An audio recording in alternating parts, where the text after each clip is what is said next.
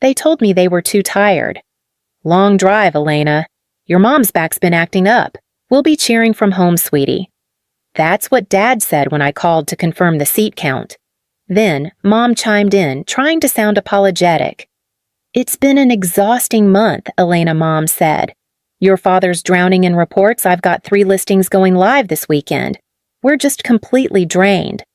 It was the day before graduation, and I was standing under the blazing Virginia sun, rehearsing the walk from the tunnel to the podium. My gown stuck to the back of my legs. The dean handed me a small card with my name printed in gold. Valedictorian, it said underneath. You'll be sitting here, she said, pointing to a metal folding chair center stage. And you've requested 3 seats in the family section? I nodded. Yes, 3. Even though by then I already knew better. When practice wrapped, I ducked under the bleachers to check my phone. A text from Mom had come in during the speech rehearsal. We're just too tired to make the trip, sweetheart. You understand, right? We're so proud of you. Go enjoy your moment. We'll watch the stream. I stared at the screen, not angry, not even surprised. And then, stupidly, I tapped open Instagram. Savannah had posted a story 20 minutes earlier. She was holding a mimosa. Mom was next to her in a plush white robe. Their feet were soaking in rose petal water smiles, wide matching spa slippers. Mother-daughter recharge dar wellness weekend. The location tag said the Willow Spa, Georgetown. I scrolled to the next clip, a boomerang of the 2 of them clinking glasses with the caption, "Sometimes self-care is skipping the noise." And then a comment from Mom, "Best day with my beautiful girl." I didn't comment. I didn't text. I didn't cry. I closed the app. I walked back to the dorm. I sat at my desk staring at the final draft of my valedictorian speech. It was full of gratitude, hope, the kind of language that sounds safe in a university newsletter. I deleted it and opened a blank page. The page stayed blank for a while. I didn't know what I wanted to say. I just knew I couldn't say what I had before. It wasn't just about the spa day. It was about everything that came before it. And it always came back to the birthday. I was turning 16. It was the kind of birthday you don't forget, except I almost had until I saw Savannah's photos years later. That year, I asked for dinner at the Italian place downtown. Nothing fancy. Just the 4 of us. Pasta and dessert. Mom said they were too busy. A lot happening at work. We'll celebrate at home. And we did. At home, I got a wrapped box on the kitchen counter, a leather-bound planner, and a note that said, "For the future you're building." It was practical, thoughtful in a way. I said thank you, even smiled for the photo, then helped Mom clean up the dishes. A few months later, Savannah turned 19, and suddenly the backyard was strung with lights. A private chef came with silver trays, and a custom cake shaped like a Chanel purse sat next to a full karaoke setup. I watched her twirl in the new dress Mom had picked out, laughter echoing under the string lights. Dad held the camera like it was a red carpet event, capturing every smile, every pose. I stood at the sliding door, watching her twirl in the new dress Mom had bought her. Dad held a camera snapping non-stop. Mom clapped along, shouting, "Look at our little star." They never called me that, not once. When I asked about it later, gently, cautiously, Mom said, "Oh, honey, you've never liked parties. You're our serious one, our focused one." As if that explained everything. As if that excused never asking what I actually wanted. And maybe they were right. I was the serious one. I read before bed, not fashion magazines. I liked quiet bookstores, not brunch spots. And maybe I didn't sparkle the way Savannah did. But that didn't mean I didn't want to be seen. So I worked harder. At school, on essays, on perfect grades. If I couldn't be the daughter they clapped for, maybe I could be the one they quoted at dinner parties. But they never did. And now, on the edge of the biggest moment of my life, they were too tired, too busy, too drained, but not too tired for facials and champagne. Back at my desk, I wrote 5 words across the top of the page. This is not a thank you. Then I kept going. 3 weeks before graduation, I got the email. Subject line: valedictorian announcement. Confirmed. I sat in the quiet corner of the campus cafe, blinking at the screen. For a moment, the noise around me faded. It was real. Me. Top of the class. 4 years of extra credit office hours, skipped spring breaks. I'd spent one summer proofreading essays for the department in an airless back room while Savannah was taking yacht selfies in Santorini. Now this. I called home with hands still shaking. Mom picked up on the third ring. I heard the background hum of HGTV. She sounded distracted. "Mom, I have some news." "Oh, hey, sweetie." "Hang on, these cabinets are hideous," she said with a laugh. "Okay, what's going on?" I swallowed. "I got it. Valedictorian." There was a beat of silence. Then, "That's nice, sweetie. So that means you're like—" What highest grades? I nodded even though she couldn't see. "Yes. I'll be giving the speech." Right. "That's great. Well, you always were our little bookworm." And just like that, she pivoted. "Did I tell you Savannah's stylist might be doing a shoot in Miami? It could be big for her." I didn't interrupt. I let her finish her story about Savannah's connections, who she was meeting, what she might wear. When I brought up the graduation date and said I'd be mailing formal invitations, Mom chuckled. "Oh, honey, don't go fancy with us. Just send a text." But I didn't want to text. I wanted something they couldn't swipe past. So I went to the little stationery shop near campus and bought thick ivory paper, hand-cut, decal-edged. I wrote out their names in gold ink using the calligraphy I'd taught myself as a child. No typos, no smudges. Inside, it would mean the world to me if you were there. That weekend, I drove the 3 hours home, waited until after dinner after Savannah finished her long story about brunch with someone important, and Dad opened his second bottle of wine. I placed the envelopes on the table one by one. Dad raised an eyebrow. "You drove all this way. Just for these?" Mom opened hers. "Oh, sweetie," she said. "You used the gold pen with the curly E's." "Savannah, look." Savannah glanced. Cute. Then went back to her phone. I stayed to clear the dishes. No one asked what I'd speak about. No one asked what it had taken to get there. The night before graduation, I couldn't sleep. Too much adrenaline. Too much silence. I'd practiced the speech 3 times, ironed my gown, laid out my shoes. Everything was ready. Everything but me. At 2:03 a.m., I gave up and reached for my phone. I figured maybe a congratulations text from a classmate or something light from Jessie to calm my nerves. What I got instead was Savannah's Instagram story. There she was again, lying back in a white spa chair, cucumber slices on her eyes, a champagne flute in hand. Mom sat beside her, grinning under a hydrating gold face mask.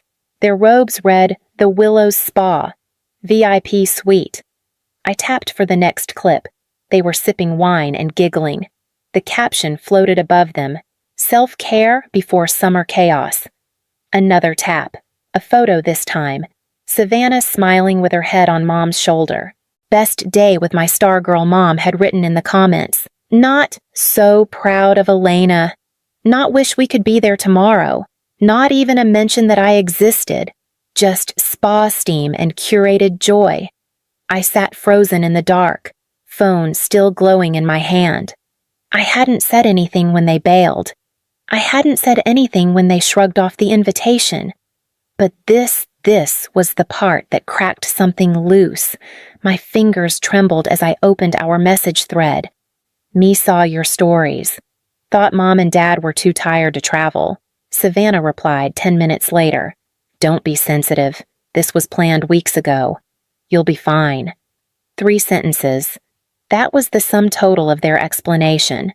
I turned the phone face down, then face up again, then back down. My eyes landed on the folder beside my laptop, the speech I'd reworked, the one filled with careful truths coded in safe language. I opened it and deleted the title. This wasn't going to be the version where I thanked them just because I was supposed to. This wasn't going to be the version where I acted like they were there, because they weren't. They were too tired for me, but not too tired for wine and wellness and matching spa robes. I started a new document and typed the words I'd wanted to say for years. I rewrote the speech before sunrise. Not out of anger, not even spite, but because the version I had before didn't fit anymore. It was polite, polished like a Christmas card addressed to people who'd never read it. This time, I wasn't writing for them. I was writing for the girl who had celebrated every small win alone, for the student who turned down weekend trips to meet deadlines, for the young woman who stopped asking for attention and started building without it. The new speech didn't start with "thank you to my family." It started with "to those who kept showing up even when no one clapped for them, this is for you." I printed it on plain paper, folded it once, and slipped it into my folder, next to the old version, just in case I lost my nerve. By 7:15 a.m., I was dressed and ready. Outside my dorm, Jessie was waiting with 2 coffees and a wrinkled paper bag. "Muffin emergency," she said, handing me the one without blueberries. She remembered I hated them. Tom pulled up a few minutes later with a sunflower bouquet poking out the passenger window. He didn't say much, just gave me a nod and grinned. He didn't need words to say he was proud. We got to the ceremony venue early. The sun was already sharp, the folding chairs laid out in even rows on the field. There were signs taped to the front 3 reserved, Carter family still untouched. I didn't look too long, just enough to know. People started arriving in clusters, dads in pressed shirts, moms holding cameras, friends waving wildly from the aisle. There was a kind of soft chaos in the air, excited and expectant. Jessie squeezed my hand once before heading to her seat. A volunteer guided me behind the stage. I clutched the folder tighter, feeling the corners dig into my palm. The dean was mic'd up and smiling. "Ready?" she asked. I nodded. Not the kind you give out of politeness, the kind you give when there's nothing left to lose. When they called my name, the applause began, but I didn't hear it. Not really, because I was already focused on the mic, on the camera, on the words I was about to say, words they never expected, words they would never forget. The applause was still echoing as I stepped up to the podium. I adjusted the mic with steady hands. The paper didn't shake. I looked out, not at the sea of students in caps, not at the stage crew, not even at the president behind me. I looked at those 3 empty chairs. Then I looked straight into the live stream camera. And I began. "To those who worked hard to be seen, this is for you." My voice sounded calm, firmer than I expected. It carried. Not just across the field, but through the feed into phones, living rooms, wherever someone might be listening. To the professors who stayed after hours, who reminded us that questions weren't weakness. To the friends who knew when to knock and when to just sit quietly beside us, thank you. Soft smiles in the crowd, nods, real connection, and to those who believed in showing up even when it was inconvenient or uncomfortable or unfashionable. I didn't flinch at the word. Some of us didn't have confetti waiting for us at home. Some of us weren't born into applause. The crowd shifted, subtle but unmistakable. People knew what I was saying, even if I never said names. Graduation is about achievement, but it's also about being witnessed. Because there is a difference between making it and being seen making it. I could feel the camera holding on my face. Good. I requested 3 seats in the family section. They're still available. Silence. Someone coughed near the aisle and it echoed louder than it should have. If you've ever sat in a room and wondered whether your success counted because no one clapped, let me be the first to say it does. It always has. Jessie's eyes brimmed. I saw Tom give a low whistle through a smile. Some of us grew up learning that love had conditions, that pride had terms. But you don't have to wait for someone else's permission to feel proud. Another pause. So, if today you walked across this stage for yourself because no one else pushed you, no one else praised you, then I see you. We made it. And we made it honestly. I folded the paper and stepped back from the mic. Applause broke slowly. Then it surged louder than I expected. But I wasn't listening for that, because somewhere behind a screen they were hearing it too. And this time, they didn't get to interrupt. They didn't get to smile and spin it. They just had to sit and let it land. I opened the drawer, didn't change out of my gown, didn't turn on the lights, just sat down, pulled the drawer open, and reached behind the stack of pens and receipts. The envelope was still there, slightly bent, No return address. Just my name Elena in my dad's handwriting. The way he looped the E had never changed. He'd given it to me 3 years ago after we got pancakes to celebrate my university acceptance. He slid it across the table like it was no big deal. Just something I wanted you to have, he'd said. I'd read it once, folded it neatly and tucked it away. Tonight, it felt different. I unfolded the paper carefully as if the words might slip off the page.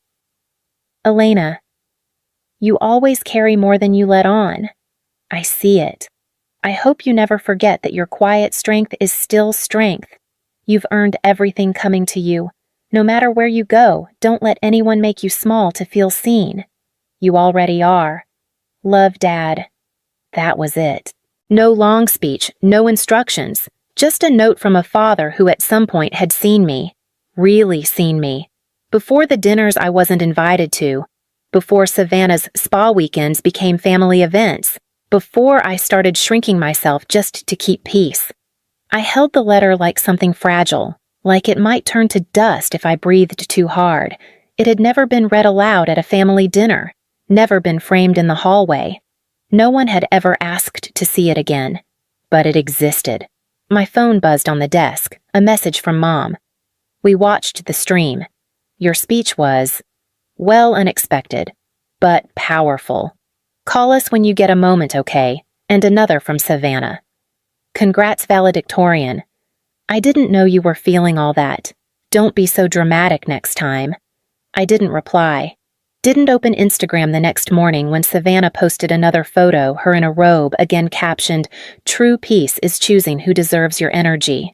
Mom had commented underneath, You are our sunshine. I didn't like it, didn't share it, didn't respond.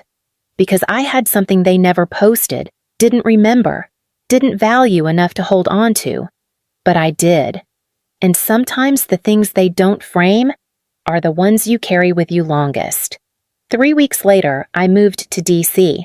The internship offer had come in a month before graduation copywriting for a digital magazine focused on women-led ventures. I said yes, without hesitation. It felt like a clean slate. My apartment was tiny with creaky floors and a window that caught exactly 15 minutes of morning sun. But it was mine. No framed quotes on the wall, no family portraits.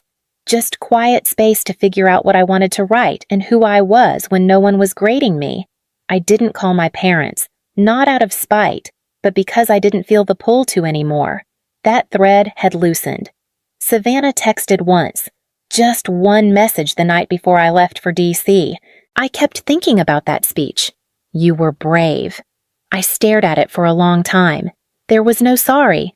No, I should have come. But it also wasn't laced with sarcasm or condescension. Just honest, uneasy, maybe curious. 2 weeks into the new job, she messaged again. Want to grab lunch? I'll be in the city. We met at Union Market, neutral territory. No talk about Mom or Dad, no explanations. She didn't bring up the spa day. I didn't bring up the empty chairs. Instead, we talked about the food, about how weird it felt to be adults suddenly comparing rent prices and commute times. It was the first time in years we shared a meal without our parents' opinions hovering over us. When we said goodbye, she didn't hug me, but she looked like she wanted to. That night, I walked home past a flower stand and bought myself a small bouquet yellow tulips and baby's breath. Nothing fancy, just something bright for my desk. I set up the self-timer on my phone and took a photo sitting at the kitchen table smiling the flowers in my hand. I posted it on my new account. Not my family's Facebook page, just my space. Mine alone. The caption read, It took 22 years, but I finally took a photo that didn't need to be approved. No one was tagged. No one commented. So proud or our girl. And I didn't need them to. That picture wasn't for them. It was for the version of me who used to wait by the phone. The girl who used to scroll, wondering what she did wrong. This time, she didn't wonder. She just smiled. Because sometimes healing isn't loud. It doesn't come with applause or an apology. It comes quietly in the choice not to ask for permission anymore.